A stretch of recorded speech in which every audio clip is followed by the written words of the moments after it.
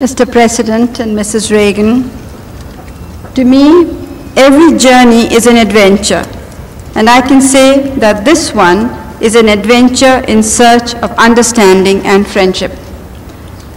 It is difficult to imagine two nations more different than ours. Indira Gandhi एक हिंदुस्तानी सियासतदान और रियासती खातून थीं जो भारत की तीसरी वजीर आज़म थीं। उनका कत्ल 1984 में हुआ।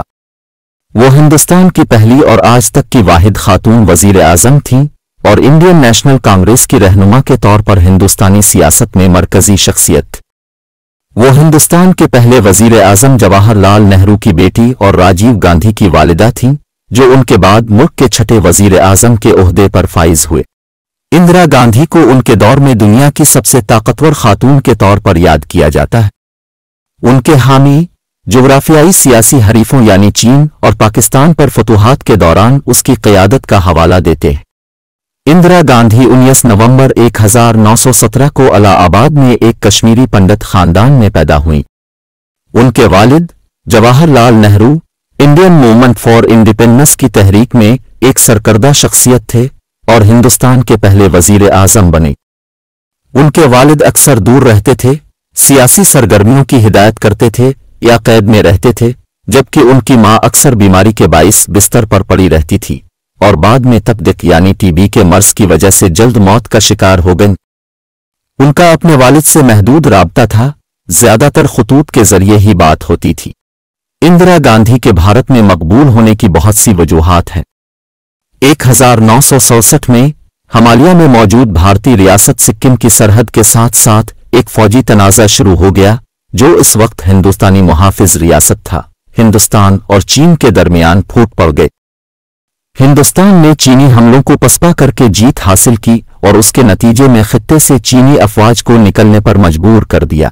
1971 के इंतखाबात के बाद इंदिरा गांधी की सबसे बड़ी कामयाबी दिसंबर 1971 में पाक भारत जंग में पाकिस्तान पर भारत की फतह के साथ हुई। ये फतह बांग्लादेश की आज़ादी की जंग के आखिरी 2 हफ्तों में हुई, जिसकी वजह से आज़ाद बांग्लादेश तश्कील पाया। 1971 में मशरकी पाकिस्तान में एक बगावत शुरू हुई, जिसमें मशरकी पाकिस्तानियों ने मगरबी पाकिस्तान की हुकूमत के खिलाफ बगावत शुरू कर दी।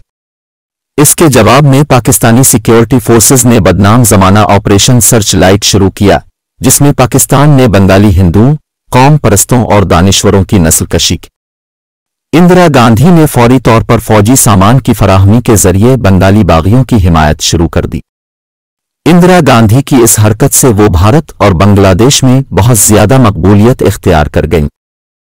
ऑपरेशन ब्लू स्टार भारतीय मुसल्लह अफवाज का एक फौजी ऑपरेशन था जो 1984 को जर्नैल सिंह भुनरानवाले और दीगर सिख अस्करियत पसंदों को सिख मजहब के मुकद्दस मकाम गोल्डन टेम्पल और इससे मुल्हका इमारतों से हटाने के लिए किया गया।